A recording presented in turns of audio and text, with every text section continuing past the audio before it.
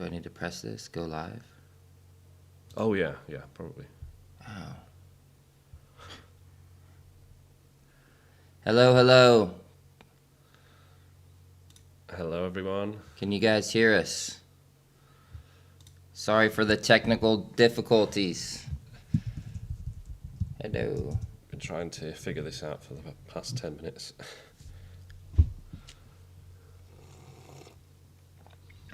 Now does it show it live on? Yeah. It's live. Hi guys. This is a very informal live stream. We've got the man here, Philip, in the flesh, and we are doing a live Q&A. Hi Michelle. Hi Yassine. Let us know if the audio is good. Yeah, give us a thumbs up if you guys can hear us okay. We're sharing a microphone, so if we need to turn it up, we can. Yeah, we're not the most professional live streamers.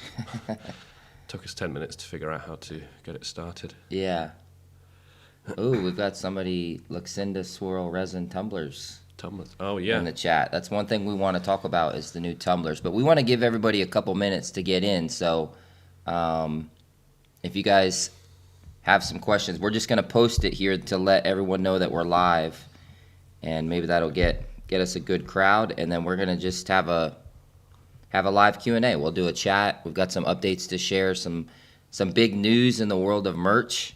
Yeah, has everyone seen the tumblers or heard about them? Yeah, the tumblers it seems to be the hot topic lately. All right, I'm gonna post this on my. I've put it in the server. Share, copy link, story. So, whoops. I'm wondering, Luxinda, if you've got access to Amazon merch. Is that how you say the name? Luxinda? Looks like it. But yeah, if anyone's got any questions, let us know. But yeah, if you haven't heard yet, there's going to be Tumbler wraps on Tumblers. Amazon merch, but we don't have access to it yet. Little inside tip.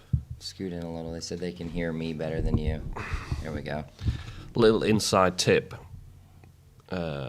If you can't see your tumblers yet, apparently, if you disable Productor for Merch by Amazon and if you disable Pretty Merch, it might show up. That's what we've heard from Jay. That seems to have worked for him. It hasn't worked for Adam. I've not tested it yet. Did you take Milo with you to the USA? No, I did not. Milo doesn't even like going very far in the car, let alone on an airplane. Do sell an Amazon merch, but it hasn't given me Tumbler access yet. Okay, but seems like that's your jam, that's your thing. So exciting news. Yeah, I mean the merch thing. We were both sitting here yesterday working, and we both got the notification like right around the same time, and we were both freaking out because we've talked about tumblers. I mean, a lot of people in merch have talked about coffee mugs, tumblers, things like that. So when we saw that, we immediately got really excited. Part of the reason why we wanted to do the live stream, but also because Philip's been visiting here in the States. But we checked. We don't have access. We haven't confirmed anyone yet that has gotten access. Correct? That we know. Only Jay, I guess. Yeah, maybe Jay said he has access, and Jay, if you're around and you want to pop in and share anything, that'd be great. We're trying to just kind of get some insight into, when they're going to roll these tumblers out. Right now, it doesn't look like a lot of them are rolled out yet. We even tried looking on merch to see if we could find some, identify the merch listings. Couldn't really find any. No, nothing recently posted, it seems. I have the access for it. Oh, that's cool. Okay, so it looks like Suhali, I have the access for it. Can you share anything, like when you got access, and then maybe, is there anything about the creation process with tumblers? Like, have you made them yet? Are you selling them? Are you finding your listings live? I think anything like that, people would be really interested to hear. And which tier you're in, or how long you've been selling, that'd probably be interesting as well. Because we're guessing it would be the highest tiers or the top selling merch creators that'll probably get them first. Yeah. But that's just a guess, right? It could be a different way.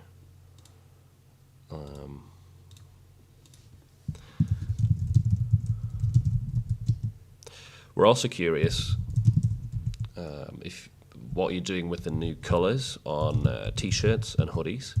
Probably talk about that a little bit as well, because especially on the hoodies, we've got a lot of colours now that have never been available. So before it was only black, greys, and blue, right? Yes. Was that the extent of it? Yeah.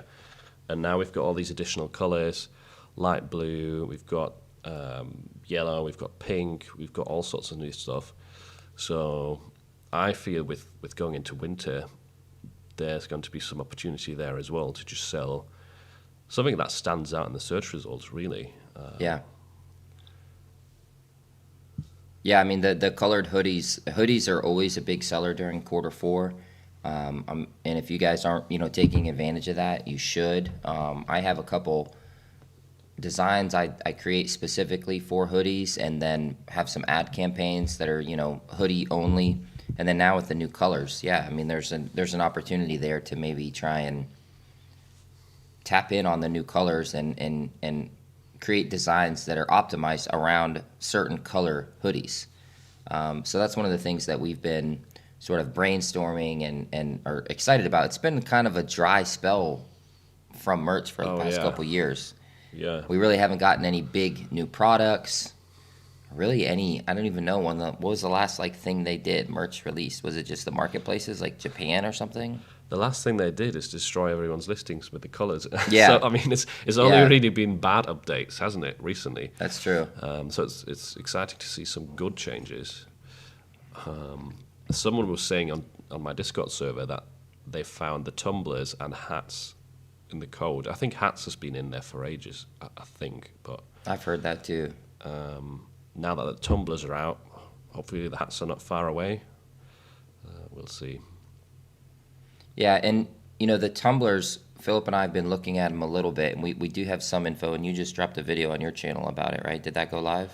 Yeah, I did. I did just post a video that shows kind of the template for the sizing, the royalties going up from like $15 to $40. I think I did it with ChatGPT, just so you can kind of get an idea of what the royalties might be at different prices.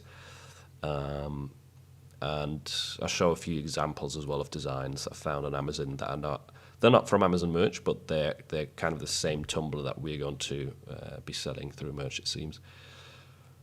But yeah, exciting times, because there'll be a lot of niches with very low competition. Yeah, and anytime that Amazon makes a new change like this, or really any marketplace where they're offering a new product or maybe a new geographic region or something like that, anyone that can get in there quickly, they call them like early adopters, right? Be an early adopter into the new tumblers and get good listings, good products up quickly, and good niches. You stand a really good chance of kind of, establishing maybe a good rank or BSR in that category, and that can really pay dividends down the road. So think of it like, if we all started Merch by Amazon 10 years ago, back in 2014 or 2015, when the program very, very first started, there wasn't as much competition. And if I had a time machine, I would go back and create tons of birthday designs and tons of Father's Day designs and St. Patrick's, all these huge, huge niches. Well, having access to tumblers, right, or getting tumblers and creating products for them is similar, right? This is a chance for me, Philip, you guys, anyone out there to try and become an early adopter of that product and that program. So that's why we're kind of like, man, when are we going to get access? We don't know if it's going to be this week or 3 months from now or a year from now, unfortunately. So Amazon's kind of left us hanging. Yeah, but I mean, usually when they've done this thing of, you know, we're rolling out Axis, like how do they call it? If they're doing it in stages, usually it's been, you know, a few weeks. It's never really been months and months, has Yeah. it? I can't keep track of it exactly how long, but you would think, yeah, if they're going to make that. I know the phone cases stuff, when they've made those announcements, those seem to move fairly quick. Yeah. This is a brand new product, but for anyone as well who doesn't know tumblers because maybe they don't live in the US, because I know it's not really that popular in Europe, or if you've never sold them anywhere else, just take a look on Etsy. Etsy is massive for tumblers, not just the physical products, but also there's a lot of people who sell digital downloads, bundles of tumbler designs, and that will give you an idea of what sort of stuff is popular, right? Look out, even if you don't have a research tool, just look at what has bestseller badges. I've got a video on my channel that shows you how to filter out bestsellers on Etsy with like a little trick in the link, and just get a feel for what sorts of designs sell.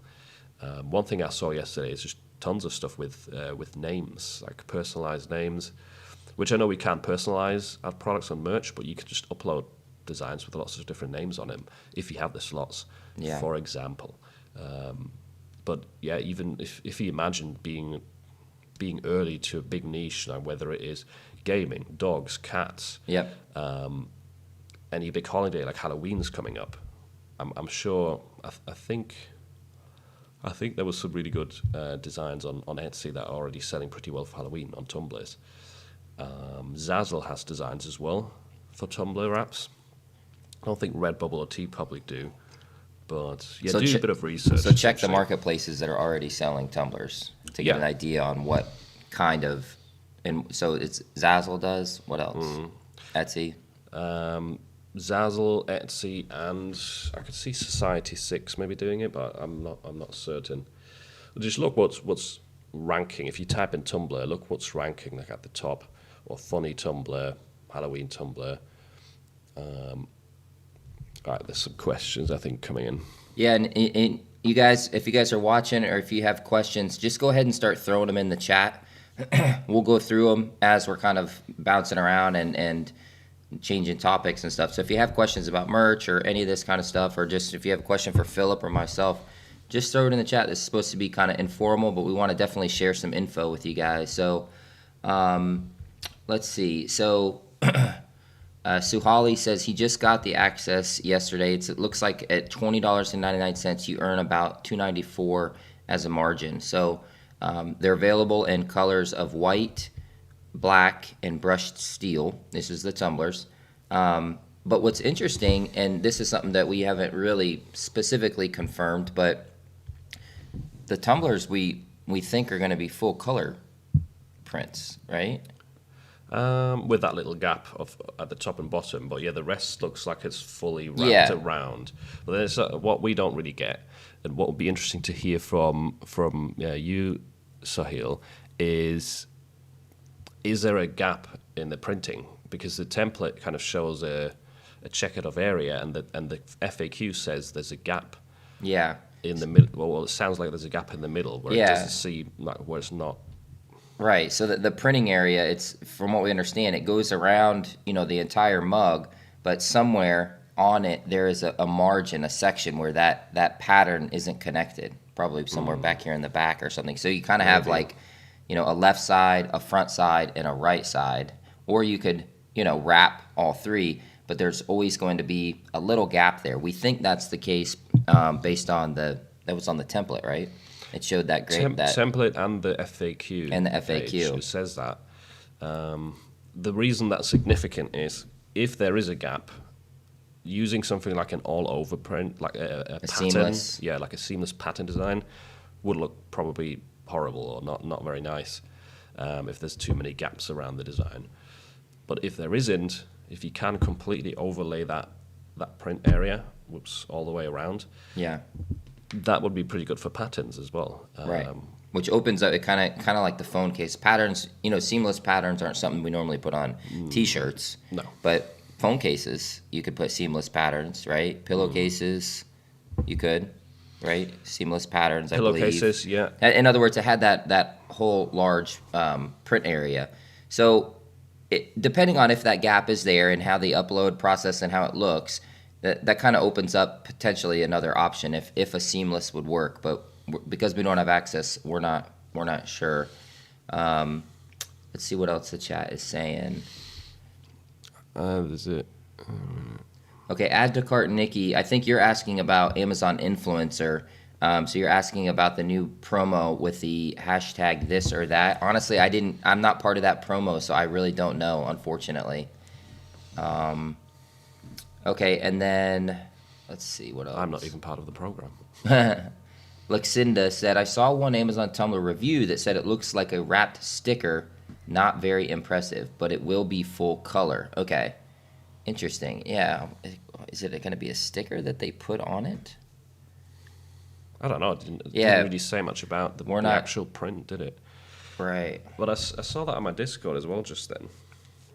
But I think you're right, Luxinda, that it's going to be full color, because if you look at a lot of the tumblers that are out there right now on Amazon or on Etsy, a lot of them are using the laser engraved, where maybe they buy a stock tumbler that's painted black, okay, and then they put that in a laser engraving machine, and it just engraves out the black paint, revealing the like stainless color on the other side. And that is what's been the main sort of approach to tumblers, as far as I know, over the past couple years. But this, I think we're going to be able to do full color. I mean, you could put a full color graphic, I believe, right on the tumbler. So I'm not sure if it's printed on or if it's printed on a sticker and then wrapped on. We'll have to see. But that brings up an interesting point, right? Like the quality and how that's going to compare to some of the others. Because there are tumblers available right now on Amazon through FBA and FBM, people who are doing custom tumblers. But Philip and I looked yesterday. We didn't see many at all that were color. No, there's not too many colored. There's also tons of them. You probably find a lot of search results for tumblers on Amazon, but most of them, or many of them, are plain. Just blank colors or just white and black, stuff like that. Yeah. And I also just saw that comment that you mentioned about the sticker. That is an old review. It's going to be an FBM listing, so we don't really know if that's how the Amazon merch tumblers are going to be. I can't really see them making it like a cheap sticker that peels off in the dishwasher. I think Amazon is a little bit smarter than that, because then they would get a lot of I hope it's not. It's like this has such big potential, and we've all been wanting a new product. I really hope it is a good product that lasts, and we don't have to worry about being punished as PODers for the quality of like the type of tumbler it is or the printing process, because all that's out of our control, right? We could just create good designs, create good optimized listings. So hopefully they're good quality.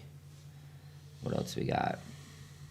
I see a question there. We'll answer it in a second, but one more thing. If anyone watching wants to either ask me about my America experience, because I've been here for like 2 weeks now in Florida, or if you've got any suggestions of things I should try, or whether it's food or activities, anything that's like very American, let us know in the chat, because I've still got another,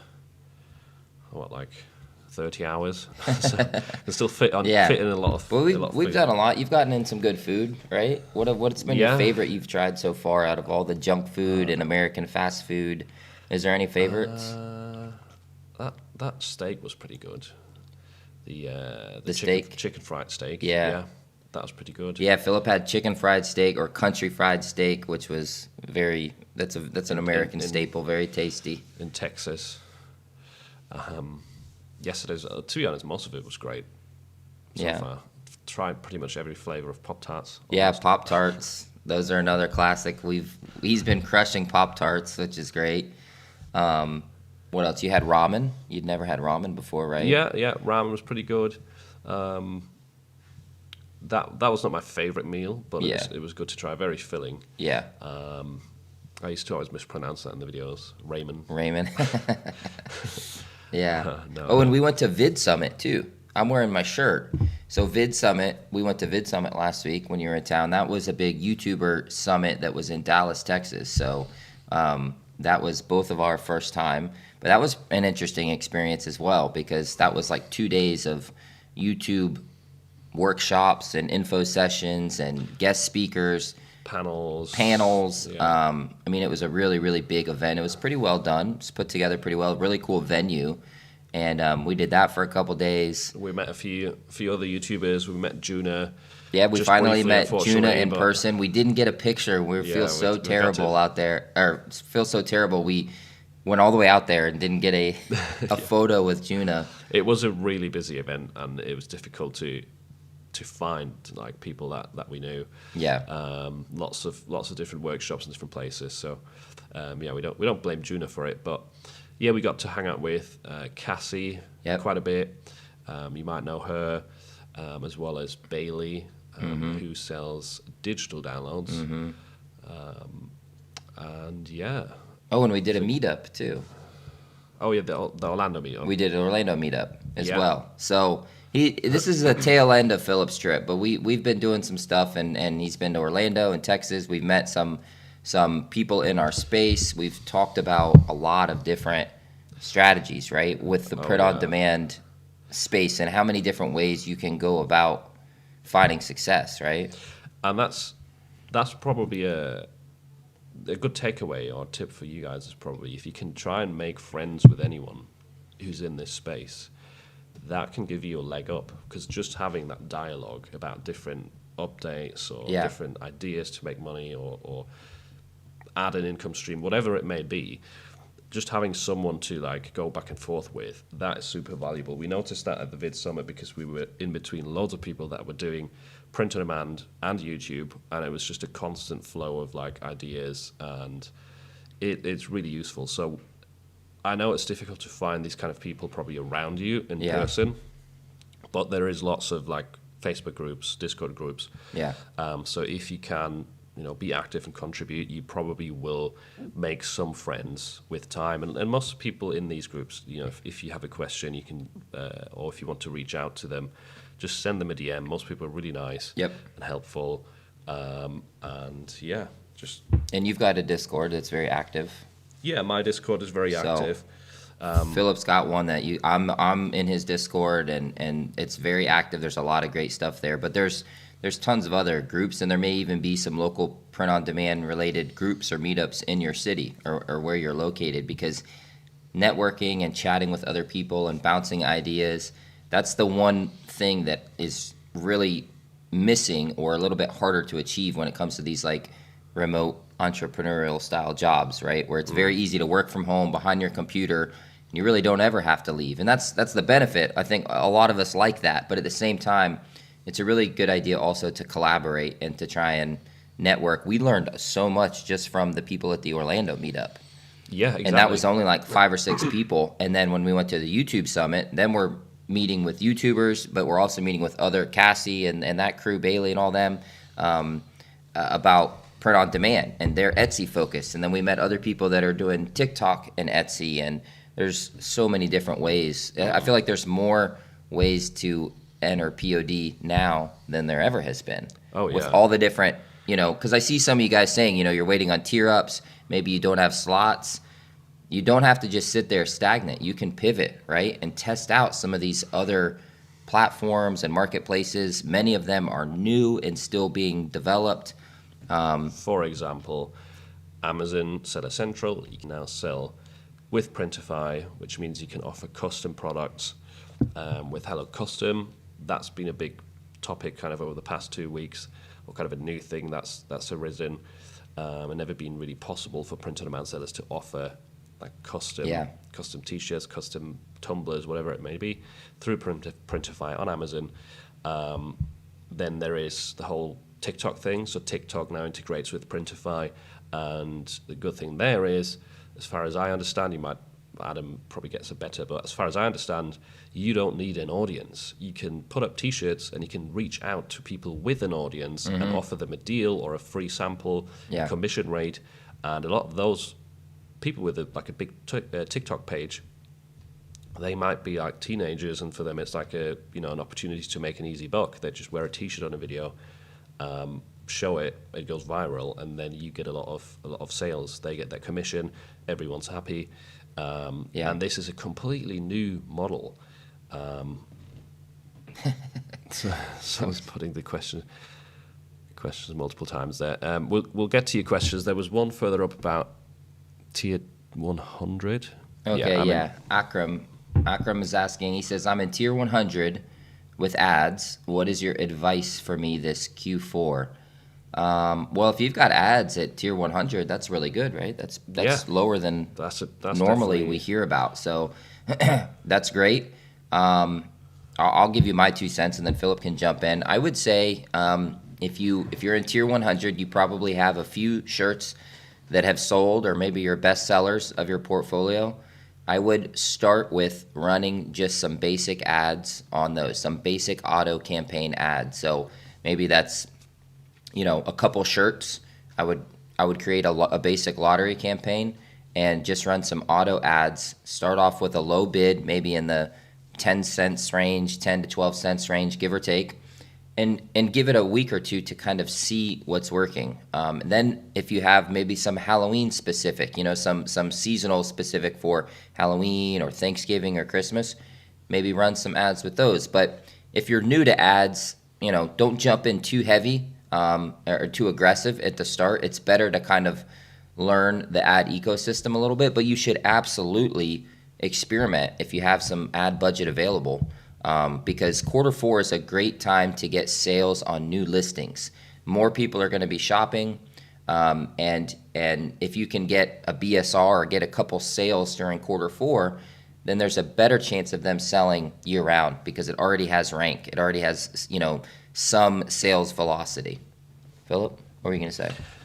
Yeah, so regarding the ads, I would say if you're new to it, start with a lottery campaign that has all of your listings in it, just a lower bid, so they all get more visibility, but also create some individual auto campaigns for now for some of your best selling listings or whatever has been selling so far, unless it's like an old trend, and just get those going just for one ASIN at a time, so you can try and scale those up a little bit if they are evergreen. That's what I would do anyway if I'm new to ads and if I'm in your position, and upload to drafts, because I don't know how many sales you've got, but the more things you add to your drafts now that are evergreen, the better you're going to do in Q4. Like as soon as you get that tier up, get as much out there as possible. So you mean uploading them to drafts so that once you get to tier up, you could just go to that draft and hit publish? Exactly. Yeah. Oh, yeah, that's a great. I've never done that because I normally have slots, Yeah. But yeah, for the lower slots, that's a great idea. Kind of get everything ready so as soon as they open it up, publish, you can fill those slots up. Yeah, for sure. That's what I would do. That's a great idea. Okay, we've got another question here. What do you think Let's about see. political niches, if they're safe or not? Because I hear people say that Amazon close accounts when the US election is close. Amazon start closing accounts without warning. Yeah, you hear that all the time from people, but you never really know what the reason is. A lot of people that say their account is closed on my server, at first they're usually, contemplating, was it this design, was it this keyword? And then if you dig a little deeper, a lot of those people have purchased their account like 3 months ago. That often happens that a few months after buying an account, they get shut down.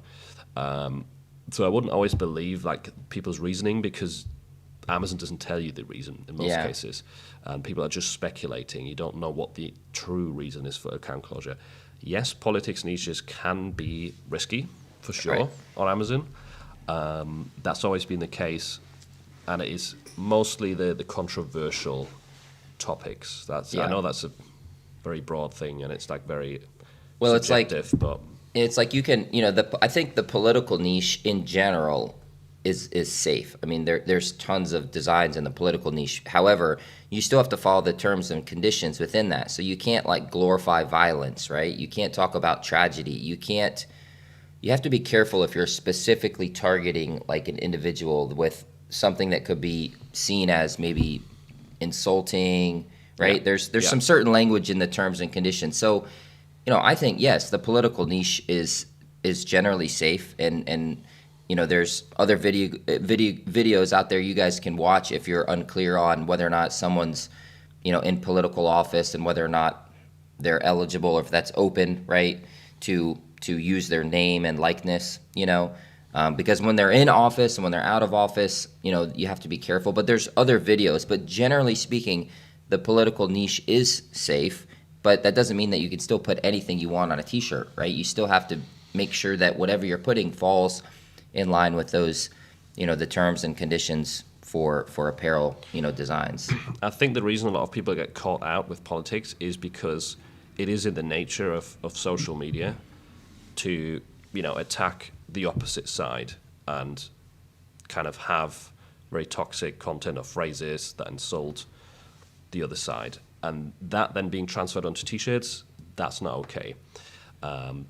Another resource, I recently uploaded a trademark-related podcast. We also talk in there about political niches and whether you're allowed to use the names. There's some more tips in there. For example, you cannot use the official logos. Like Trump has a logo, and you'll see a lot of designs that look exactly like his logo on Amazon. That's not cool. You can use Trump's name, right, but not his official branding. Also, what was I going to say? An example for the kind of controversial, offensive content would be all of those designs that used to trend with Biden in them, and kind of making fun of him being senile, saying Happy St. Patrick's Day, and then the design is Christmas. Those often got pulled down, and I think it's probably because it's kind of it's offending Biden, and it's kind of a step too far. If someone says a stupid phrase in a debate, like last night, if someone says a silly phrase that's not offensive to the other side, that's probably not going to get your account closed. It's probably going to go live and sit there and be fine, unless it's trademarked. Yeah, and the other thing is too, you guys also have to try and get into a mindset of just because someone else got away with it doesn't mean you will.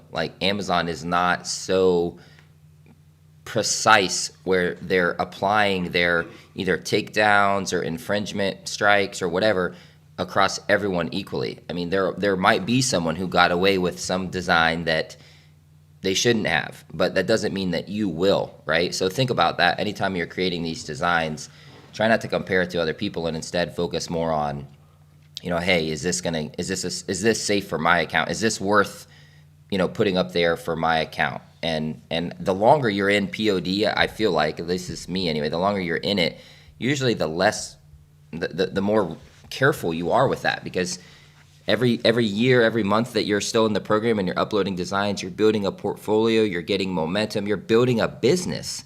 And as that grows, you're going to be a lot less likely to put up anything that could be seen as controversial or damage your account, Batman and Robin. Who's Robin? Yeah, Moreno Chile says Batman and Robin.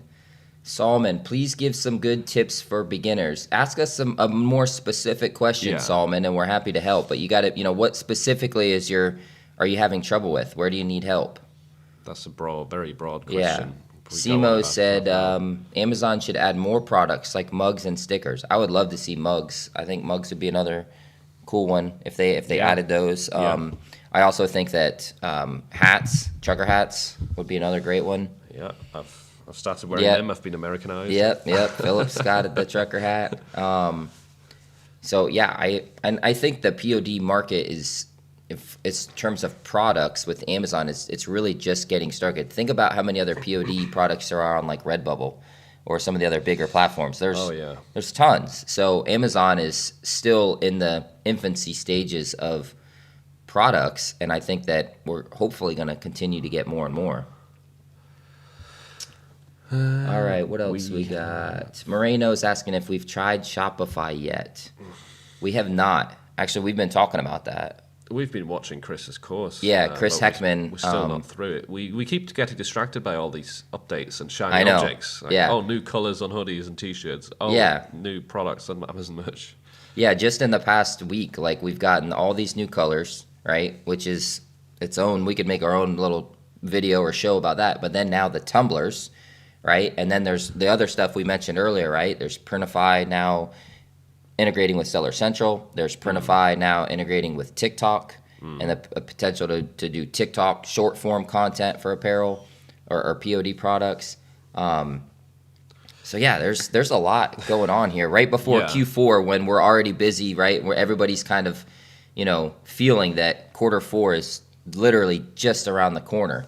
For me, I don't really want to try every single thing that's come out. I do definitely want to do Shopify, but there's a lot to learn there because that's like print on demand through Shopify is new to me. It's new to Adam, but in an ideal world, what we want to do, I think, or at least what I want to do, is start a Shopify store, completely new niche, create new designs, and try and document the journey, and see how it goes, because I think that's a great way to actually own your audience and build more value, bit more security as well, because a lot of people on merch, Etsy, they are worried about losing their accounts, and on Shopify that doesn't really happen, even if you have a controversial politics design, because there is no marketplace policing you. That's not to say you just sell whatever. Right. If you're selling drugs, for example, Shopify is probably going to close your store. Or if you sell if you're selling Disney, Disney will trademark come after stuff. you. Yeah, these big brands, they will find you. They have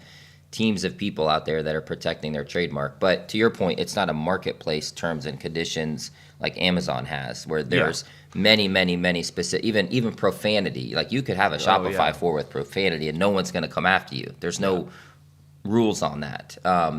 So there's a lot more freedom with Shopify, right? Yeah, and we definitely want to do that. Yeah, so that's on our list, but the thing we struggle with, we also try to do YouTube. Then we've got some people that we manage, and then we tried to travel as well these past 2 weeks. So we've not got through the course yet, but we are watching Chris's course, and we will be hopefully watching more of that, and maybe even reaching out to Chris to kind of help get that going, and so we can share with you guys.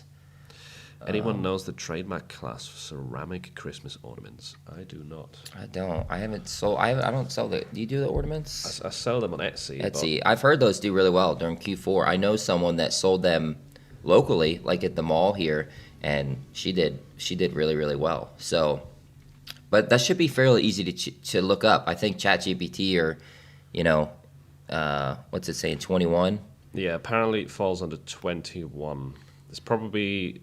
Check that. Ceramic, confirm it. Oh yes, like ceramic wares, because ceramic earthware is class 21. Mugs, you said, fall under 21 as well, right? We just checked this yesterday. Is that what it was for the tumblers? Tumblers, yeah.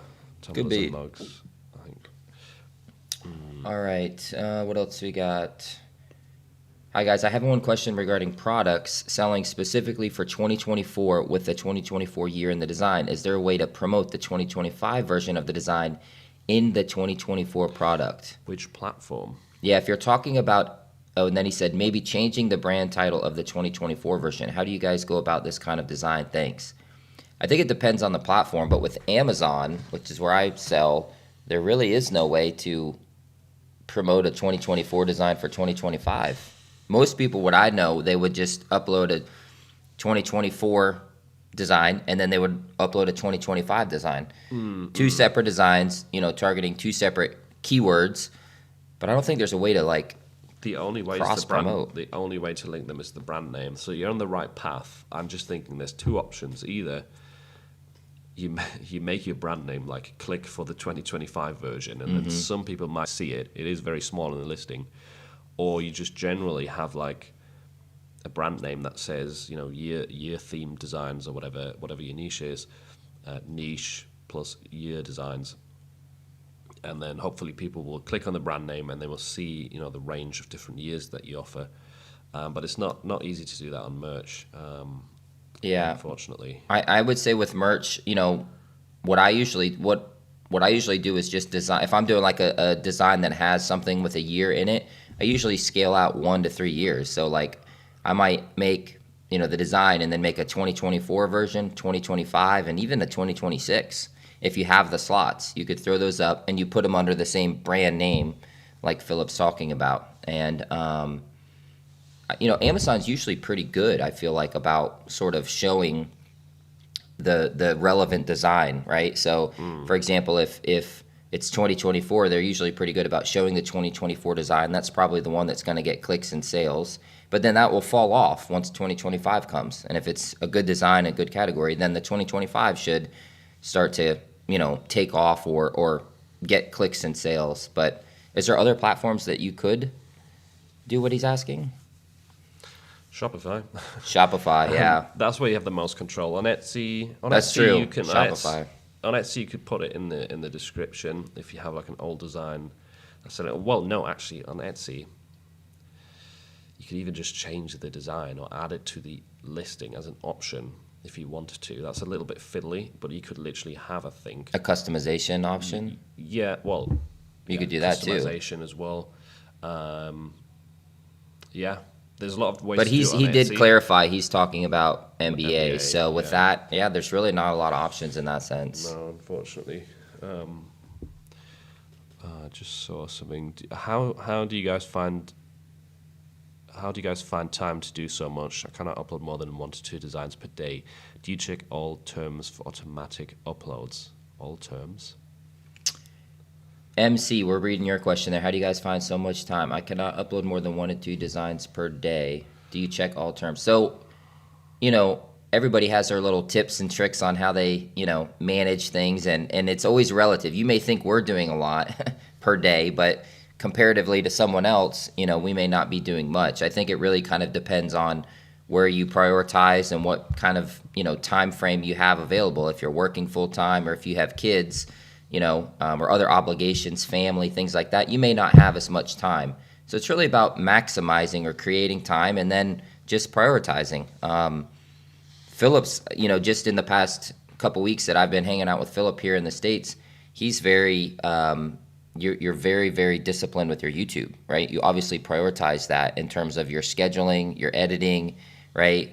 Just being able to observe Philip a lot. That's why he puts out such good, consistent YouTube videos. He's created a system. I mean, he can even take his entire computer, travel on the go. He's got, communication with your editors and your team. You've got your camera. You filmed a video here. Yeah. It's building out a system and coming up with a workflow where there's not a lot of hurdles, right? And staying focused, minimizing distractions. And I'm building the same system, or trying to build it for Amazon merch as well, because I haven't had as much time. Well, actually, my slots are full, so I haven't had to do anything. But I haven't had as much time to create designs and upload them. And I'm actually taking inspiration from Adam for that, because he's got a really good system going for, he still finds the niches themselves, and then he's got people that help him with the design, with the listing. And that's really, really nice to kind of save time.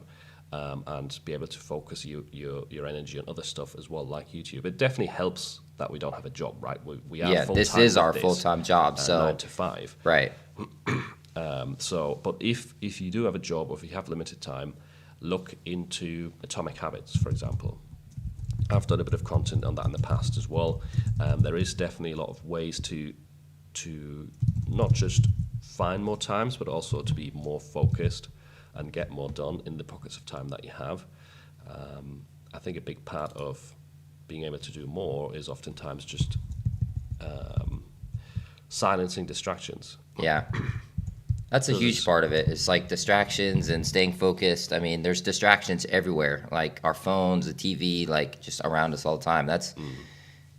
Sometimes it's just really being able to stay laser focused on what you're working on, give yourself a task and say, I'm not going to do the next thing until I finish this task, and start with small bites and get bigger from there. If you enjoy what you're doing and you spend 10, 15 minutes just focusing on that thing, throw your phone out of the room, you'd be surprised how much you can get done. You can get into the tunnel vision, into the zone. But with phones pinging and notifications distracting you to all these apps constantly, most people, I think, don't even get into that zone anymore. Yeah. And they're just constantly jumping in between stuff, and then the day's over and you feel like you got nothing done. I still feel like that a lot of the time, but it's amazing how much you can do just by ignoring your phone for a few hours and just focusing on a task that you enjoy, that is going to get you forward. And not just checking your emails and replying to emails all day. Yeah. Next question's a really good one. Pablo Cornejo says, "Hi, what is your opinion of the future of of POD, where it is headed, especially with AI? You're the AI guy, Philip. Yeah, that's something a lot of people wonder. I don't see POD going anywhere in the near future. AI often gets kind of used as a bad thing or seen as a bad thing because it helps you create designs, right, which seems to make it easier to sell print-on-demand products. But I think it's like anything else. It's just a tool that helps you optimize or speed up some workflows. It's never going to be a standalone thing that, like, even if I've heard people say, eventually marketplaces will just offer people to create their own shirts with AI. Even if that's the thing, people will still just go to pre-made T-shirts. Like think about supermarkets.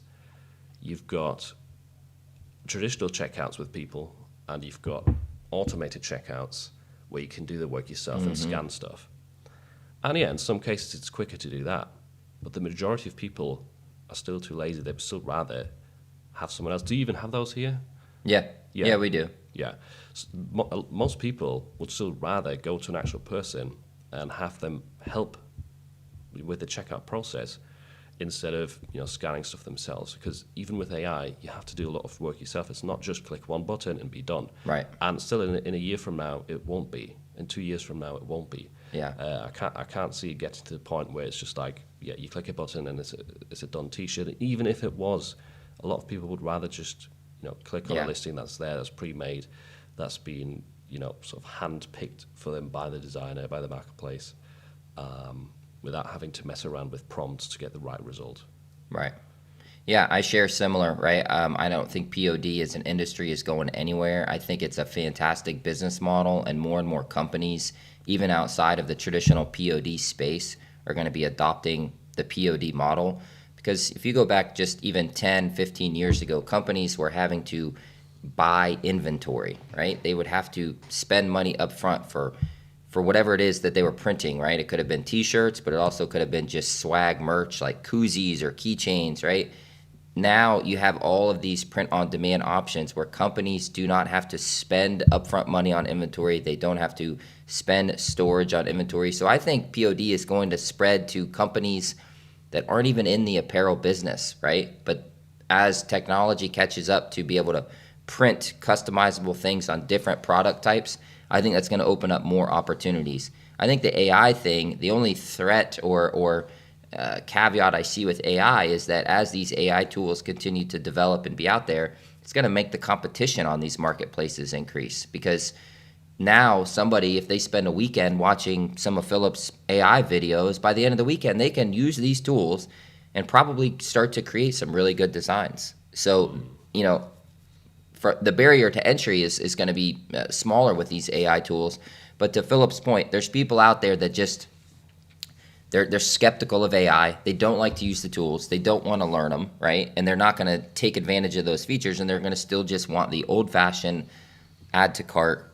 I like this one, buy, I like this listing and this mock-up, add to cart, and they just want to get in the mail. They don't want to upload their own design or create their own design. Think about the busy mom that's got a couple kids. Like, she may not want to do that. She just wants to get some birthday shirts because she's busy and she's got a million things going on. So there might, essentially, the ways we sell print-on-demand or the way the print-on-demand world works might change with time. And yeah, it might not be exactly the same as it is now, but there's always going to be a way to sell print-on-demand, and it is a growing market. So wouldn't be too worried there. I just saw a clarification there from MC to the end of his previous question, which was check trademarks. He meant how do you check trademarks for automatic uploads? Yeah, I mean, I don't think, when it comes to checking trademarks, it doesn't matter if you're doing just the old-fashioned one upload at a time, or you're saving maybe templates, or you're using an automatic uploader. You guys should all be checking your trademarks, no matter what process you're doing. Otherwise, it only takes, one violation or one strike, and you could get your account closed or suspended or lose sales. I mean, that's something that Philip and I have talked about in our videos, and there's tools out there, right? There's a lot of different tools and ways that you can check trademarks in bulk to help kind of speed up the system. But to answer your question, yeah, I check all my trademarks. You do too, right? Never. Yeah.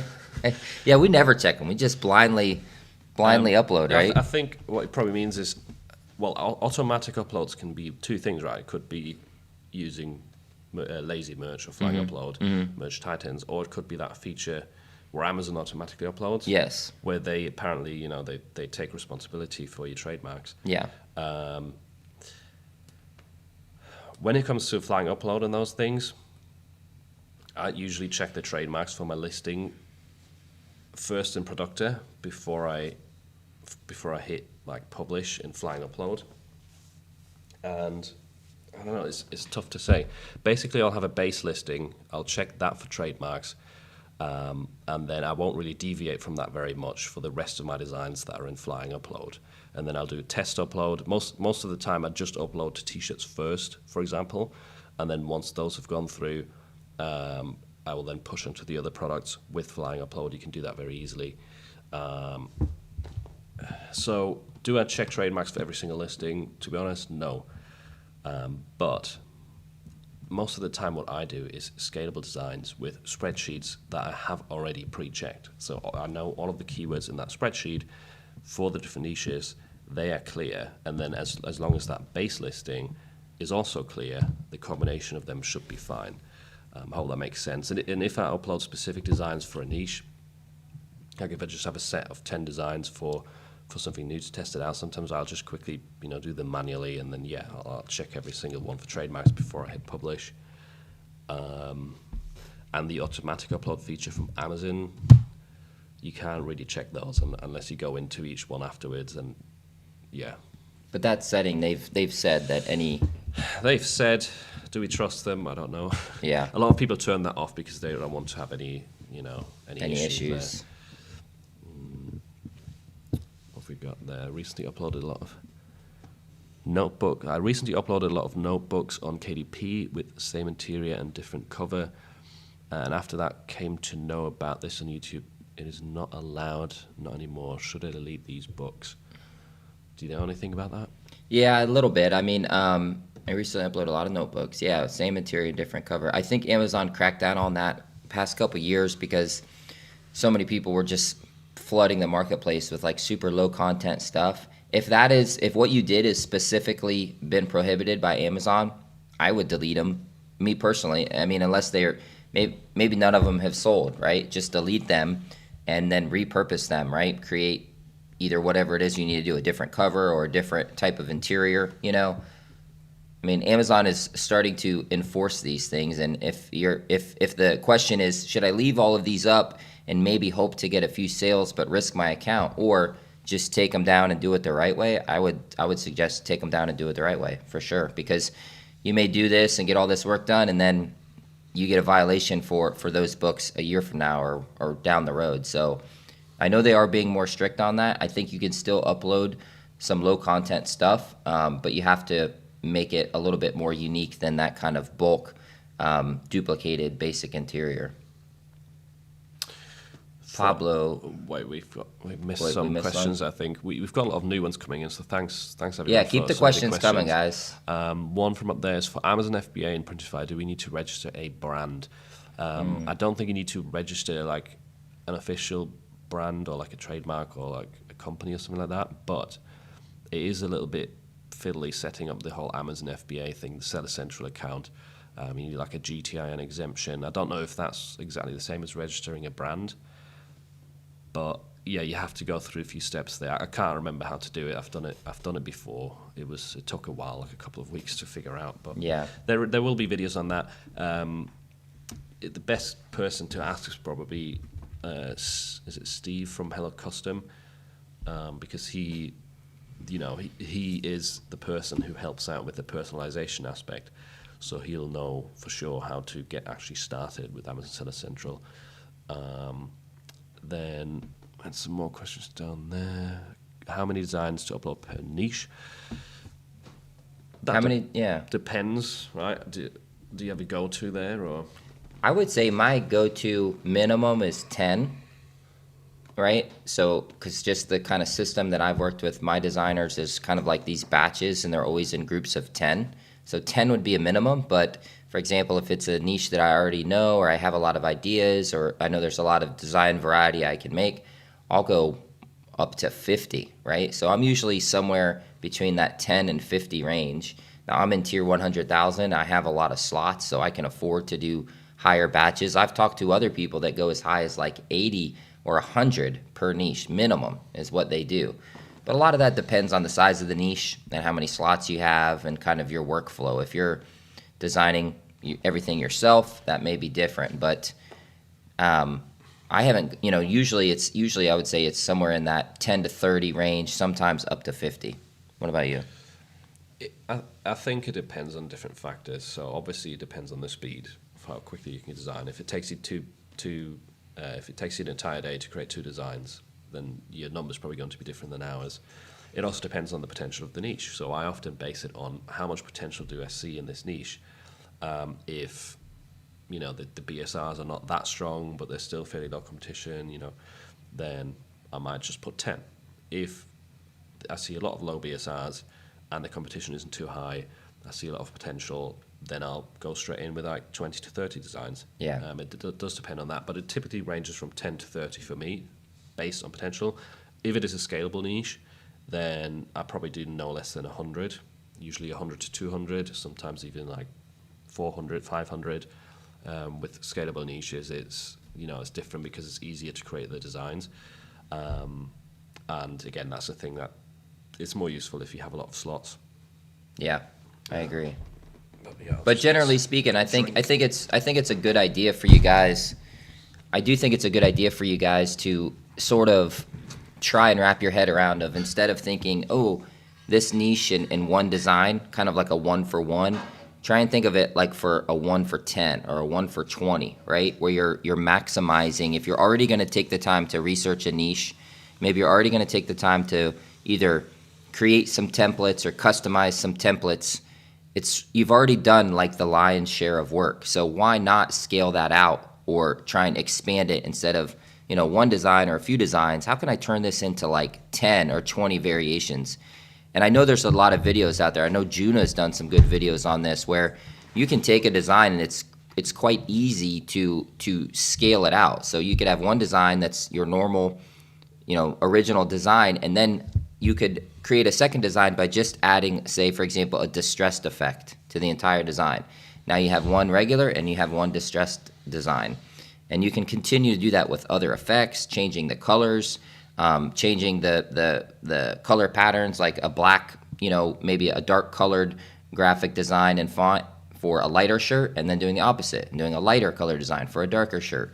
Those are what we mean when we say we're creating different versions and different things, scaling it out. So I think, you guys don't limit yourself and think small and, I only need to create 1 design or 5 designs. If you have the slots and you're already doing that work, create 20, 30, right? And put those out there. It's going to give you more chances of a sale, and it's going to allow you to learn the market and what kind of designs are selling.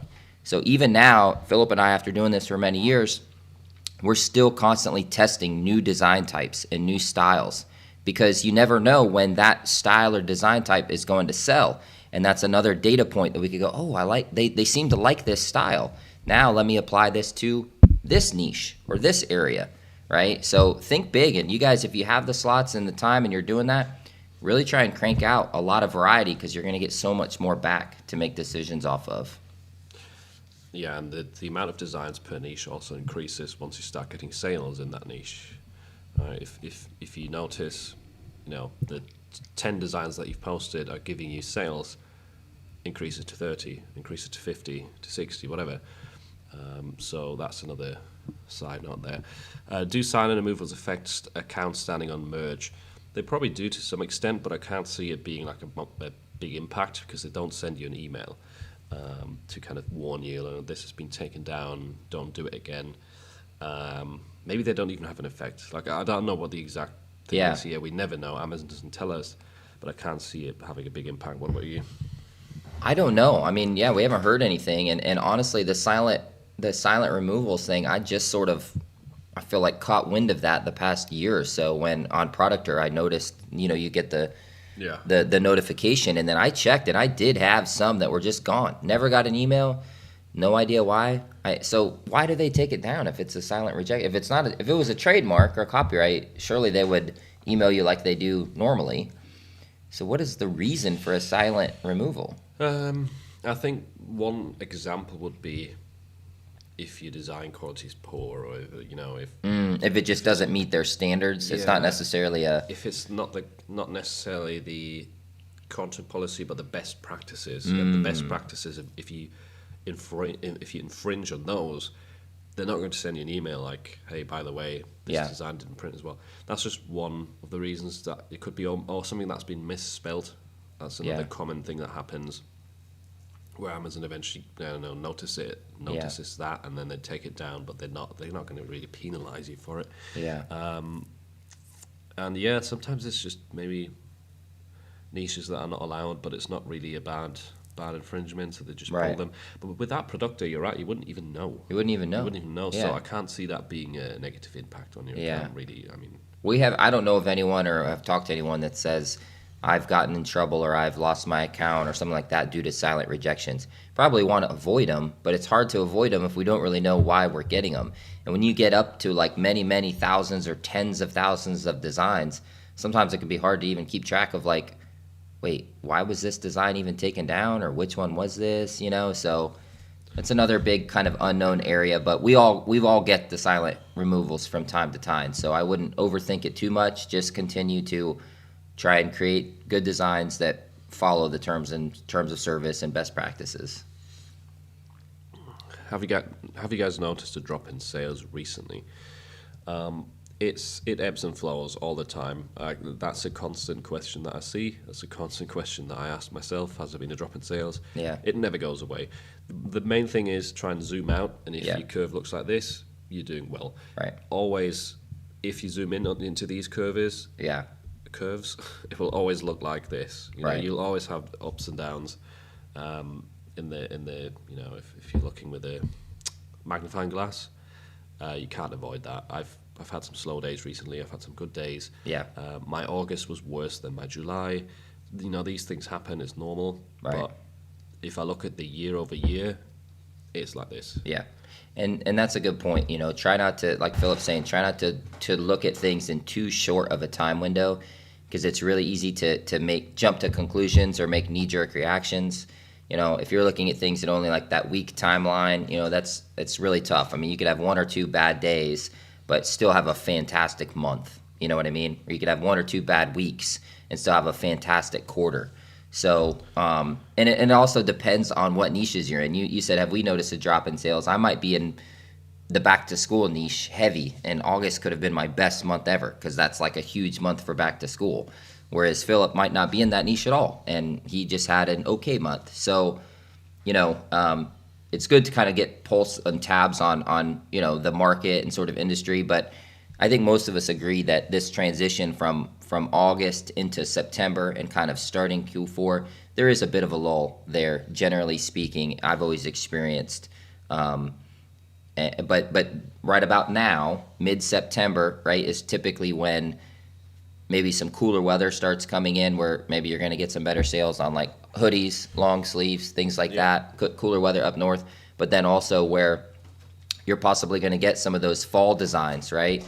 The pumpkin spice stuff, the fall sports is big. And then quickly we're into Halloween stuff, right? And October and Q4's rolling. So, if you're having slow days now, like, don't worry. Yeah. It's not going to be long, and things are going to go up. Should be picking up here in the next couple weeks. All right, Omar also asks, oh, sorry, I skipped one there. Let's see. If you find a trending design, for example, of quotes, Kamala for president, how many design variations do you usually make with the words Kamala for president? Well, I think that we kind of touched on that earlier, right? I think your next question is about design amount as well. I think we've talked about that topic enough. Yeah. Someone's asking how much you pay your designers. I mean, I don't know if you want to. How much I make pay that my publicly designers for a available. batch of designs? Yeah, I don't know if I want to reveal that publicly, but I'm not paying them per design. I'm paying them per hour, right? So these are full-time staff that a full-timer that I work with.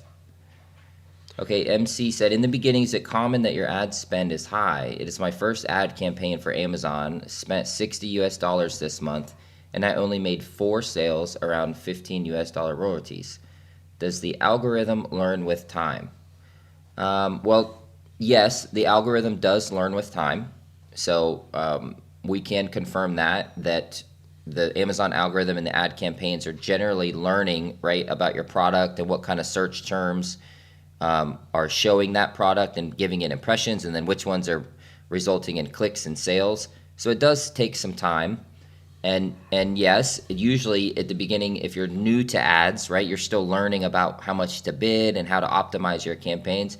You may be spending a little bit more because it managing ads is kind of a skill. It takes some time. But to know whether or not $60 in ad spend is good for 4 sales, I mean, we're really splitting hairs here. It's kind of hard to determine that based on not if we don't know what your design is, we don't know what kind of campaign it is, right? There's so many variables. I would say. What do you think? I would say look at your conversion rate.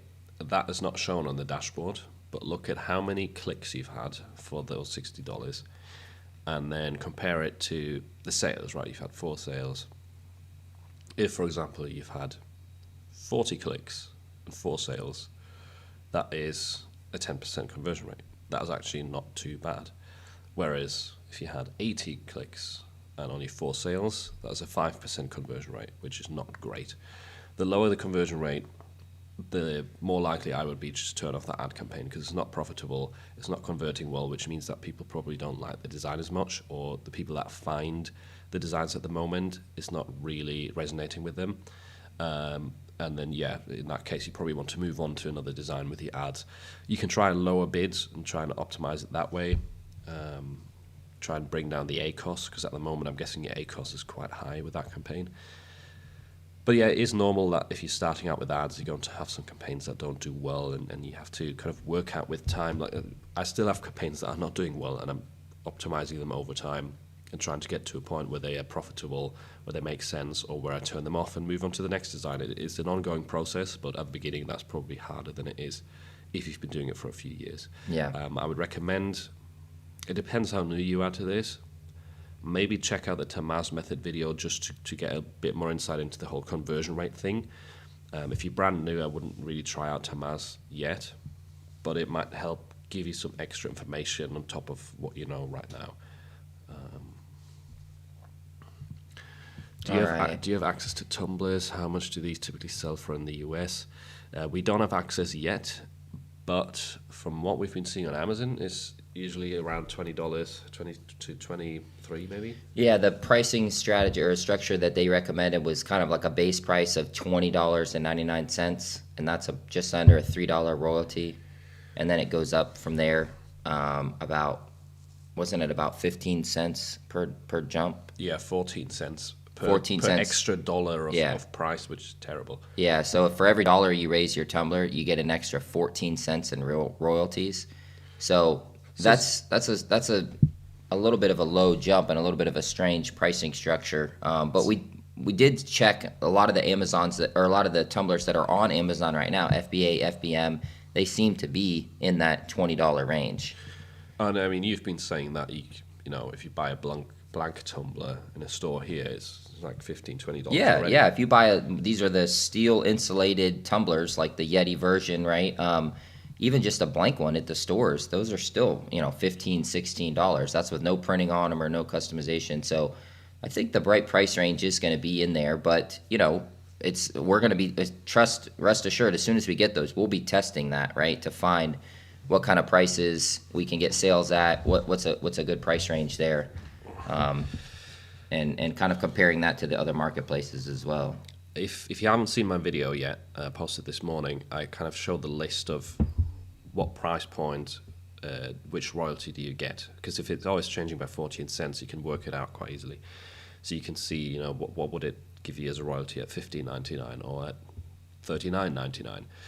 If that's a pricing we will be able to choose. But I think generally pricing lower makes a lot more sense here because you get more conversions and the royalty won't be much different. So whether you get $2.50 or $2.90, it's not a big difference for you, but Right. the price to the customer will be like $10 different. Yeah, Right. and that might also help you stay competitive against these other listings, right? If a lot of the other FBA and FBM listings are in that 20, 21, 22 range, if you can stay competitive in that range, that should help you maintain some sales rank. We missed some questions. And by the way, thanks for asking these questions. They're really good. Yeah, these are great. We've had one. Which is the best tool for Amazon Merch dashboard, except Pretty Merch, Productor, Merch Flow, Flying Research, etc.? Oh, no, those are what you're asking about. Well, except Pretty Merch. Productor used to be the best, in my opinion. It's going downhill. A lot of the features are not working for me. I'll be right back. And I'm taking over Adam's channel. You're stuck with me now. Merch Flow, I've never tried, so I can't really speak on that. Flying Research, they are still working on their built-in tool for the dashboard. I think at the moment you can only see your sales for the day or something like that. But I'm excited for that one because they usually do a really good job with their tools. Merch Rex, check out or try out Merch Rex. That seems to be a new one on the market. It's very affordable. I signed up to it recently. It's like $10, and I love the dashboard.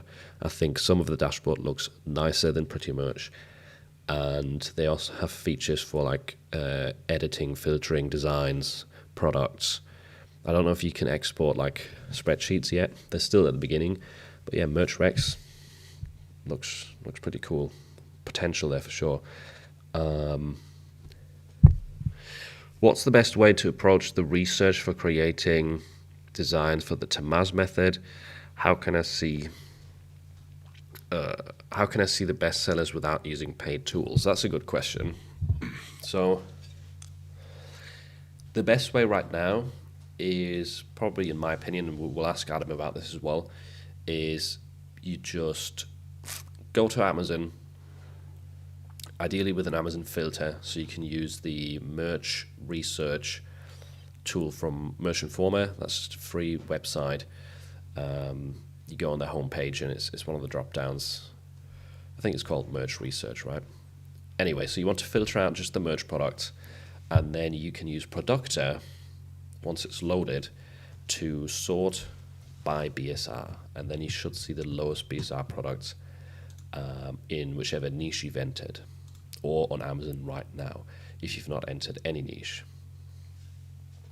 So that's a way to find bestsellers without tools. How to find them for the Tamaz method. So there's multiple things to look out for here. I would say one thing that's definitely important, like I say in the video, is that the keyword, the primary keyword of the niche that you're targeting has a lot of search volume, ideally 100,000. It doesn't have to have 100. Can you guys hear us? Testing. Excellent connection. Yeah, it says excellent. Oh, there we go. Okay. All right, sorry, Yeah, technical. if you- We're back on. Go ahead. Yeah, sorry. Adam just broke everything. So basically, you need a keyword that has high search volume, ideally over 100,000, but not a necessity. But you also need a niche where you see a lot of designs with low BSRs, because that's a combination of the two. We want high search volume. We also want a niche that has really high potential in terms of, there are designs that have 20, 30, 40,000 BSRs ideally, because that's what we want to get to, and also listings that have a lot of reviews. That is if you want to go full on Tamaz method, how he would do it, go into the biggest most competitive niches with lots of search volume. And again, this is like a sliding scale. It doesn't mean that's the only way to try the Tamaz method. I've done it with smaller niches. I've seen success that way as well. But ideally, you want to check for high search volume and listings with low BSR, meaning that there is a lot of top end potential to get a really good seller.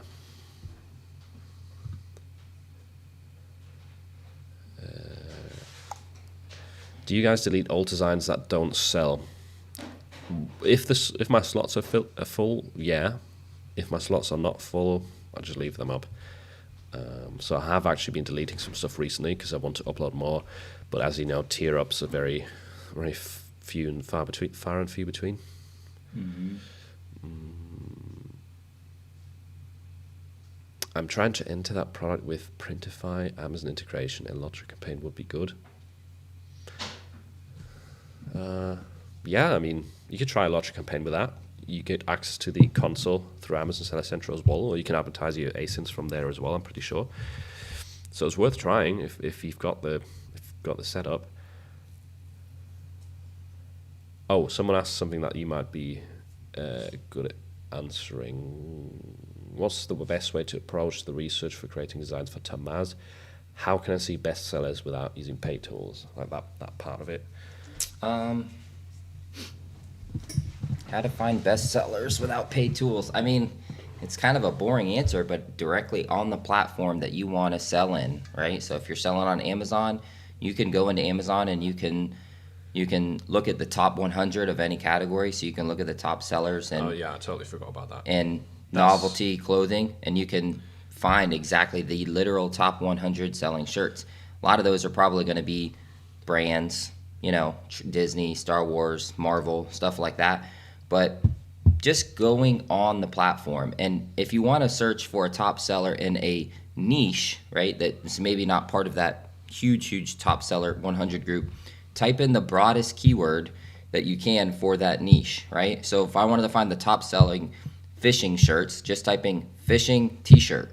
Don't type in fly fishing, don't type in bass fishing, right? That would be like a sub niche. Type in the broad keyword and start to look at the results, and chances are the shirts that are on page 1 that don't have a sponsored ad, those are going to be the best sellers. Amazon's always going to show you shirts on page 1 that sell well, that have sales velocity. They're usually going to have reviews. They're usually going to have rank, and that can give you that's the easiest way to see a free, simple snapshot into what kind of shirts are selling in that niche. The thing is, you have to go with a really broad term, right? So like even Christmas, right? Christmas t-shirts, and it's going to show you the top selling shirts on that page 1. Just kind of skip over the ones that are sponsored ads and focus on more organic ones.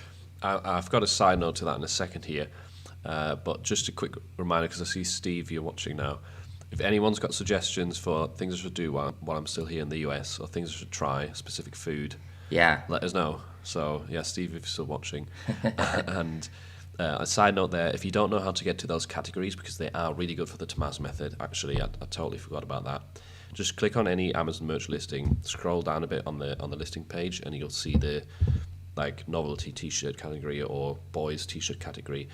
If you click into those, you will see a lot of like top selling Amazon merch listings, and unless those are brands, or Disney, stuff like that, then those are some of the niches you might want to target, and some of the niches that Tamaz probably targets, because he goes after the top stuff. Yeah, the really broad stuff, right? Yeah, I can imagine he goes to like the top 50 best Amazon merch shirts. He picks one of those. He tests new designs, and that's where he wants to rank.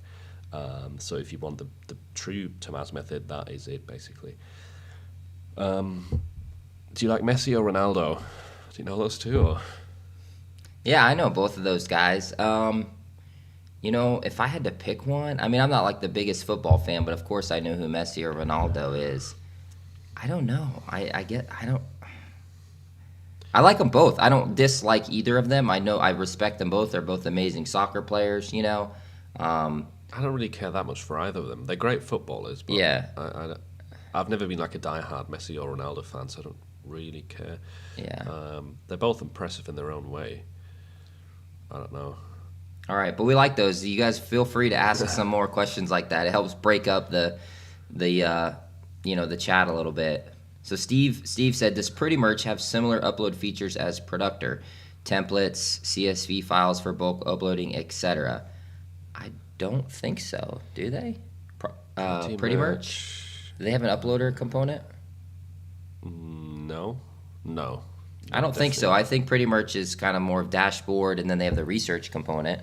Yeah, they have dashboard, Yeah. research, and a product management tab. And Yeah, the product management tab. But they don't have the whole like the uploading features for being faster at uploading. Yep. That's where Productor used to rule, Yep. and I Yep. think doesn't rule anymore, sadly. There is this new tool. I don't know if you heard it, Steve. Like Merch Rex. They don't have those features yet, but hopefully they'll work on it. They seem like they're open to email discussion or email suggestions. So Merch Rex is a good one that might potentially offer that in future, I hope. There was one above.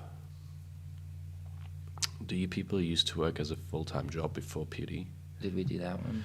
I'm even higher. Oh. Did you people used to work as a full-time job before PewDie? Because I started focusing on PewDie after my college is over, so a little bit afraid. Oh wow, that's a deep one. Yeah, Philip and I both used to work full-time jobs. Absolutely. I mean, I worked, corporate jobs and public office jobs for a while, for many years. And yeah, it can be scary for sure making the transition over. I had been doing merch on the side for many years before I decided to kind of make the leap full-time. So, I think it is possible, absolutely, to make full-time living and support yourself with print on demand, but it's not easy. I mean, it's really is building a business, staying consistent, right? Like trying to learn how to adapt to the changes in the programs, capitalize on, opportunities and things like that. But it's definitely possible. There's many, many people who do it, and try and think about it from just like you were starting a new job, right?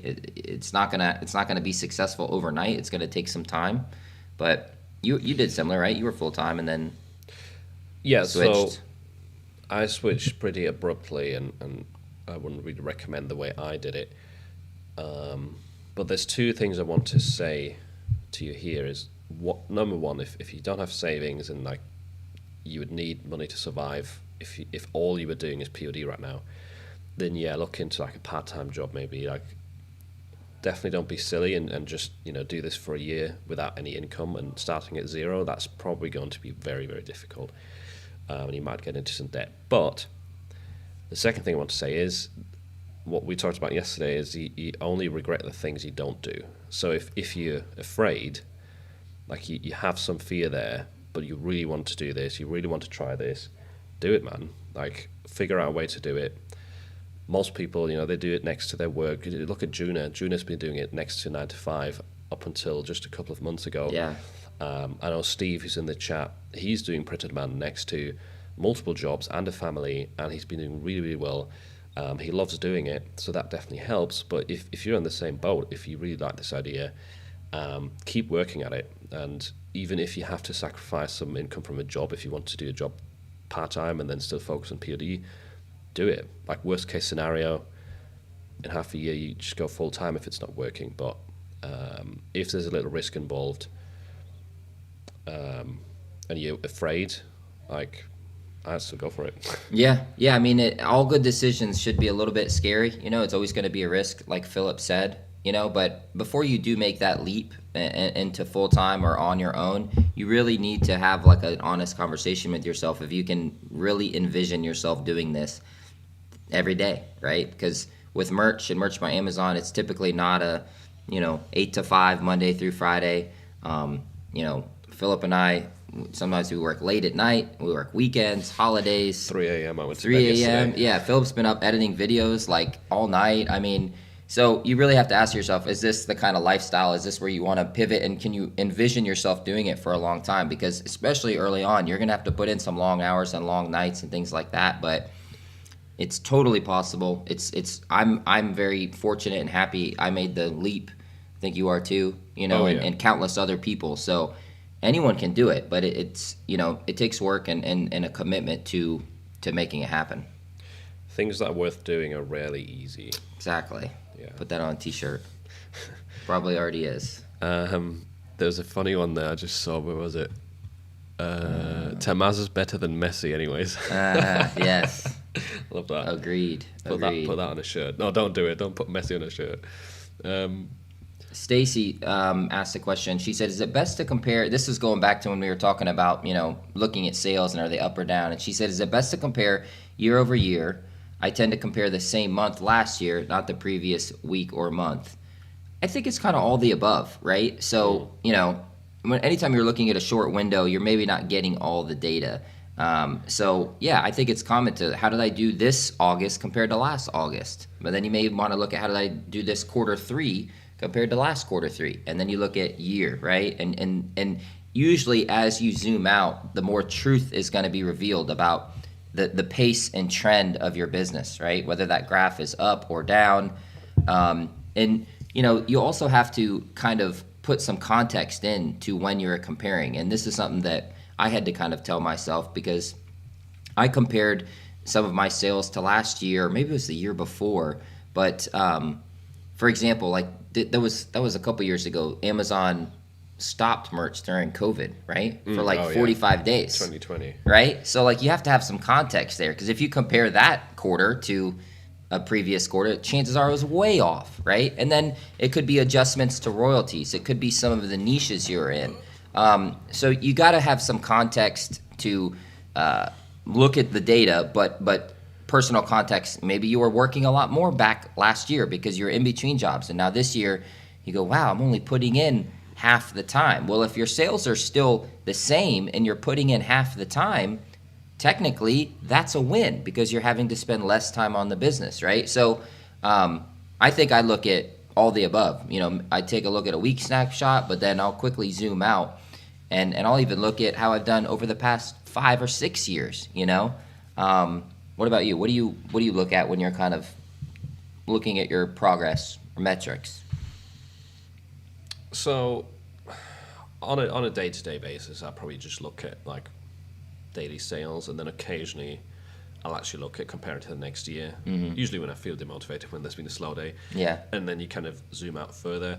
I think most people's thing is probably they're focused on like one day to the next. And I actually spoke to Tom from Flying Upload about this in a podcast.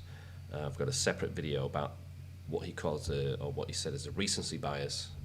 We're always like very, we see what's recently happened as like the thing, or that's like most important to us.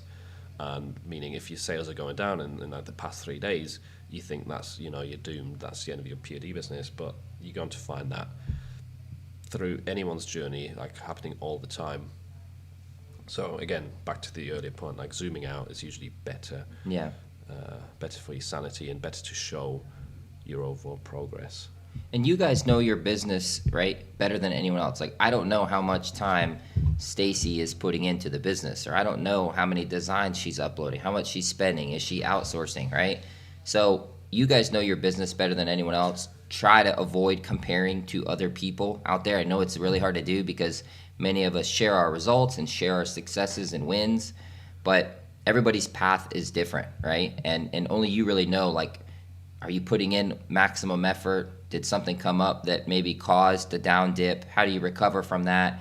So, don't be too hard on yourself when looking at that stuff, and take each new day as a new opportunity to try and build back up. I want to throw in it. We've got a personal one, so just throw that in for fun. What are the good regional restaurant chains in Florida? Burgers, diners, etc. Yeah. Steve's asked that. So we've done a couple, right? We've done. Where did we go for fast food so far? Is it regional? Is that the ones that only exist in Florida? That's probably more of like a southeastern, or maybe a Florida regional. So yesterday's was like everywhere in America. Cracker Barrel. Yeah, we went to Cracker Barrel. No, I think that is a regional. That's kind of like a southeast. It's probably in the Midwest and up north a little bit. That's a big one. But we did Cracker Barrel, which is a restaurant that I don't think is everywhere, but is a popular one here in Florida. It's like country food. It's very heavy food, comfort food. So we did that. And we've done some local stuff. It's kind of not even really regional. It's stuff that's, local restaurants here in Melbourne, like the Ocean Place and a couple other places that we've been. But Yeah, we've been trying to get in as much food stuff as we can while Philip's Yeah, here. literally. We went to Costco. We went to Costco and showed him Oh, yeah. Costco, the $1.50 hot dog and soda, Yeah, all the samples. all the samples, right? So we've done that. We've done. We even did fish and chips at a restaurant. We got some British fish and chips, and Adam did. I didn't. yeah, Philip rated them, and he said they were excellent. So Yeah. that's good Well, to know. Better than the British anyway. Yeah, better than the British fish and chips. What else? Oh, I just had something. We've done Taco Bell, we've done Chick-fil-A, some of the fast food stuff. Had a couple good meals in Texas and while we were traveling. Yeah. Texas was pretty nice for food. They had some good tacos and stuff. Steve, I had my first my first pumpkin pie. Pumpkin pie, yes. Yeah. I always knew it from the shirts, but I've never had one. It's not really a thing over there. Yeah. We got a giant pretty pumpkin good. pie There's from still some Costco. Yeah, it was like this big. Yeah. We've been eating off of that, so it's been great. I had my first peep yesterday. The Yeah, typical Easter design on merch that people steal. that's right. Peeps. I see all this stuff that I usually just see on T-shirts, which is pretty funny, pretty entertaining. I see a question here about bank accounts. What banks do you use to receive payments from Amazon? If you use Payoneer and if you run ads, is it automatically withdrawn from Payoneer or pay manually? I don't think we want to reveal our banks. That's kind of personal stuff, but I do think with Amazon ads, you can choose to have it charged to a card or debited from your royalties. Is that right? That doesn't work for Amazon merch. I think that only works for Amazon Seller Central. Seller Central, okay. Yeah. But yeah, it does for us. It does automatically get withdrawn from the bank that's attached to Amazon. Yeah. Yeah. I can say to anyone who's in the UK, Revolut is quite good with like different currencies, so that's what I use. For the conversions and stuff? Yeah, because when they're making payment or submitting deposits? I'll be paying for the American ads in dollars, for the German ones in euros, all this stuff, and then you get royalties in different currencies. So that's why I use Revolut. I think Sterling Bank is another alternative there for the UK people. What are they trying to do? Highlight that? Or? I was trying to. Steve just said $5.99 Costco pumpkin pie. Yeah, that's probably the one we got, and it's been great. When's okay. the next meetup? We don't have one planned yet, but we'll definitely do one again. That was really fun. Yeah, we want to do another meetup for sure. We're thinking of other ideas, even maybe to do kind of like a virtual meetup, kind of like this, but more formal, where maybe we have like. People can submit questions ahead of time, and we have. Or join in to the live stream with StreamYard. Yeah, exactly. That would be kind of cool. If more people wanted to do that, like let us know in the chat. There was an example in the last live stream where one person actually joined us live with camera, and we did a shop review together. I could see that being quite cool if we have 5, 6, 7 people in a call together. People can join in as they want. I can see some reactions there. Yeah, definitely. So maybe we'll do that at some point, and then I can definitely see if maybe I'll do one in London at some point. Maybe when I come back to the US next year, which is probably going to happen, maybe we'll do one there. Maybe even a different location. Yeah. We're thinking about going to Vegas to a different event, a different YouTube event, and then maybe we'd do it in a different city. Or we'll see. But hopefully we'll do more of that kind of stuff, either in person or virtual or something. We like this stuff. We like to answer questions and want to help you guys as much as we can.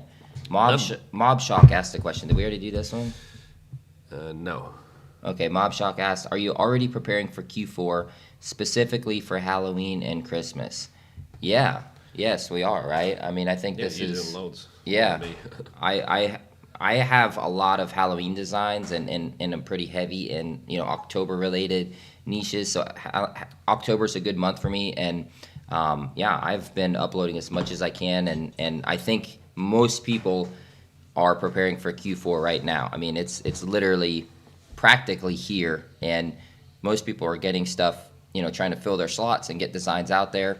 I'm starting to run some of my Q4 ad campaigns, right? Starting to turn those on and kind of pick up increase the bids, increase the budgets for them as Q4 picks up.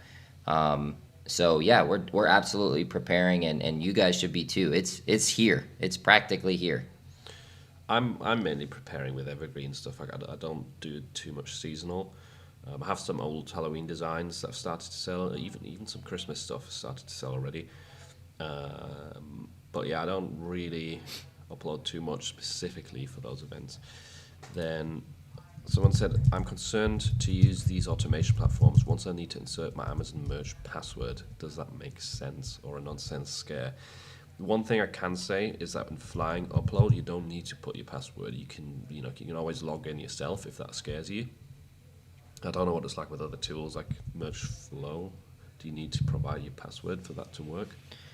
Yeah, I think a lot of them you do, but I'm not sure. Not Merge Flow, the one that you're using for Lazy uploading, Merch. Lazy Merch. Yeah, you do log in through that, but I also log in through, like Pretty Merch, for example, on my phone. I have to also log into that when I'm logged in on my computer.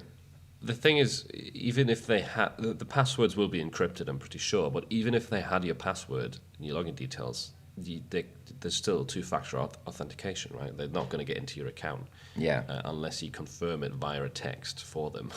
So right. I wouldn't really be too worried about that. Yeah, and for what it's worth, I don't know anyone. I don't think you do either. That's had an issue with being signed up to these tools. Being signed up to a tool, that logs in where something's happened to their account. I've never met anyone that says I was in trouble because I use this tool or account. I'm not saying it doesn't happen, but I don't know anyone personally. Well, think about it from the point of view of the people who own the tools. What has more value, like keeping your company, your business, your customers as paying customers, or logging into someone's Merch by Amazon account for what? Like, what can you do then? Download the designs? You can't even change the bank details again without confirmation by the actual owner. So yeah, well, I don't see the point why people would try and log into your account, even if they could. But it is probably going to be encrypted nonetheless. Yeah. And then if anything came out that people tried to log into or steal accounts, then the business dies that they've built. So. This is a good one for you. It says, do you envision yourself doing YouTube forever? Oh, that's a good question. Never really thought about that. Mm-hmm. For me personally, I haven't really thought of it like that, because I think of it as, well, forever is kind of a scary word, right? Because that's like a very long time.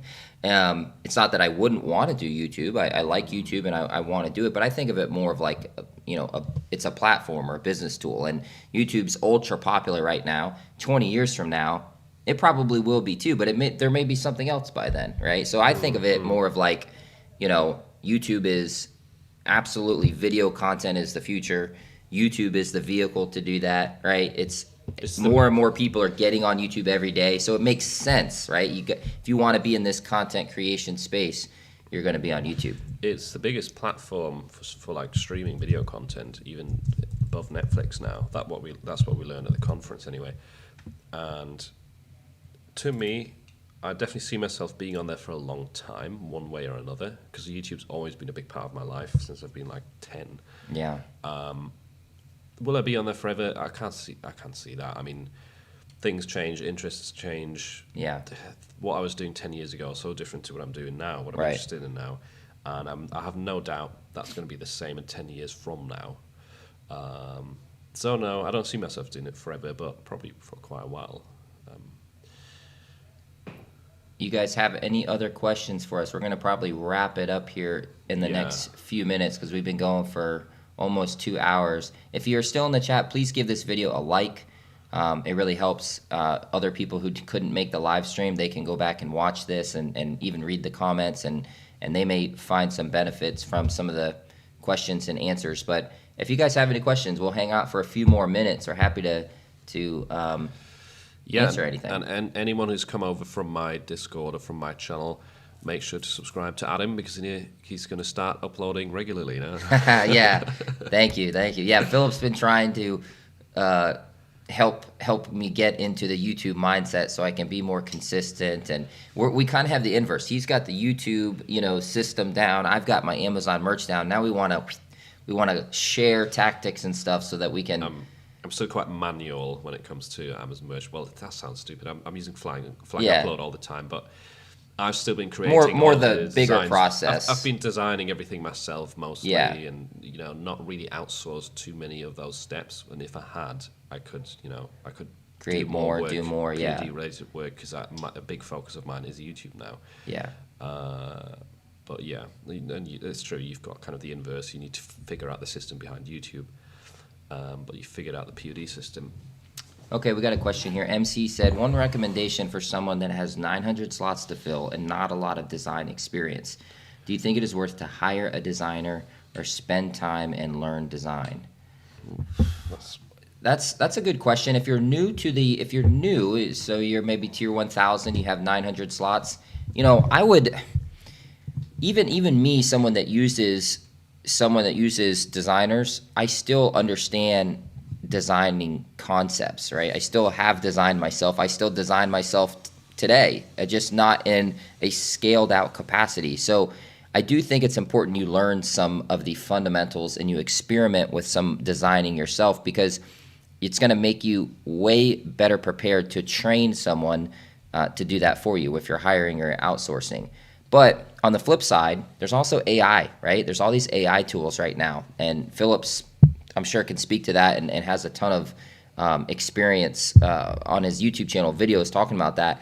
There's probably some AI tools out there that you could spend a fraction of the money that you would with a designer and be able to fill some of those slots. So maybe it's a personal question. Are you interested in design? Do you want to learn that? Is that a skill or something that you want to learn and you think you could enjoy? Then absolutely start learning it.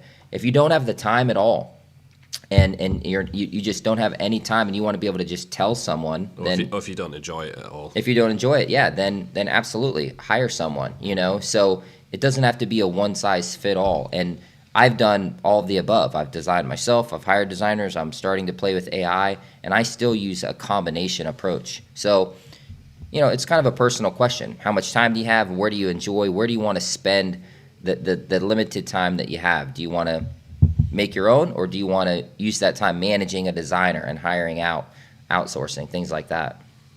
What do you think? I agree with most of that. I mean, I didn't hear the beginning, but I think, yeah, if you're that kind of person that likes to outsource, or if you don't like design, go for it. And the platform where we've been going recently, or you've been going for a long time to find people, is Online Jobs PH. Mm-hmm. I've also found some of the people that I work with through Upwork. So those are some suggestions. Upwork, Fiverr. You can still find some people. And another one that is free is Instagram. Don't overlook Instagram. A lot of graphic designers have their portfolios on their Instagram pages. They're just showing their artwork, maybe their design style, and if you search some hashtags like graphic designer, t-shirt designer, or illustrator, hand drawn, whatever it is, search some of those hashtags, look at some accounts, and you may see some accounts and you really like that style, and then send them a message and say, hey, I'm a print-on-demand seller. I'm looking for a designer. Do you sell your work? Are you interested in forming a relationship where I can pay you per design or pay you hourly? There's a lot of good people on Instagram that aren't on those job platforms, and I've found some great people that way. Yes, and I used to be one of those people. That's right. You were on there. Back in my logo design days, I'd be posting logos, and yeah, you don't get a lot of people that inquire for wanting to hire you if you're like a smaller, few thousand follower Instagram page graphic designer. I did have a few people who did that, and that was the majority of my work. So those people would be very happy if you reach out to them. Yeah. So it's definitely worth a try. Cool. Well, we'll probably wrap it up in a minute. I've got lots of American food to get through still. Yeah, we're gonna maybe hit a deli today, like an Italian deli here in town, and fill up a big Italian sandwich and that deli American style food. So that's where we're headed out next. I'm looking at the chat to see if we missed anything, and I don't think we did. Looks like good weather for the boat as well. Yeah. All right, well, Philip, you want to wrap it up here? YouTube will not exist forever. Well, Yeah. nothing will, but we'll be around for a while. Newspapers are still around. So I think YouTube's still got a good shelf life. Oh, we got one more question that just came in here. Monisir said, not POD related, but how's TikTok Shop doing? I think you're not in TikTok Shop, right? No. Yeah. So TikTok Shop, it's definitely gotten a dip for me recently. I would say the month of August through here September, there was a lull. I talked to some other people on TikTok, and they said it was similar. I heard a theory that TikTok wasn't pushing as much TikTok Shop affiliate content during this sort of quarter three, quarter four lull, that they were saving, that they're going to be saving a lot of that for Q4. So I'm hoping that lull is just algorithms down, sales are a little bit down, but then Q4, I do think that TikTok's really going to push that kind of content, and there's an opportunity to make some extra money. I still know some people that are in the program, some folks that I've messaged and collaborated with that are doing fantastic on the platform. And now with these new integrations with Printify, for example, there's a lot of opportunity. But mine has definitely taken a dip. I think I made like $25 in the past week, and I was never really doing too hot to begin with. But definitely still potential there for sure. Let's see. Yeah, I think that's it. Are you both married or going to? I'm not married. Philip's not married either. So.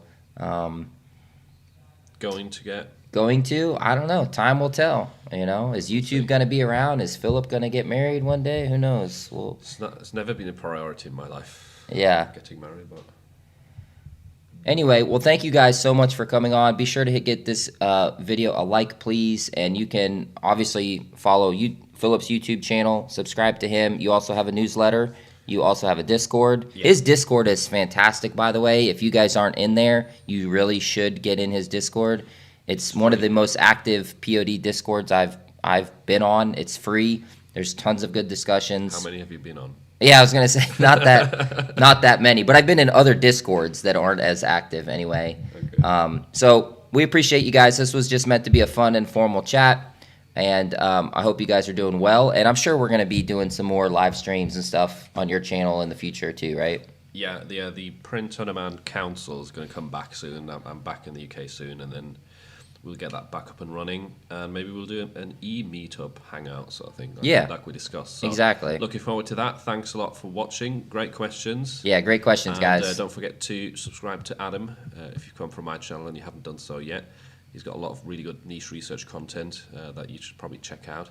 Really handy to know all that stuff now leading up to Q4. And yeah, happy sales.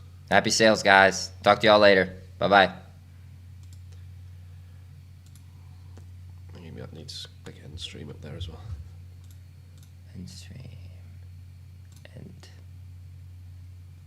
All right.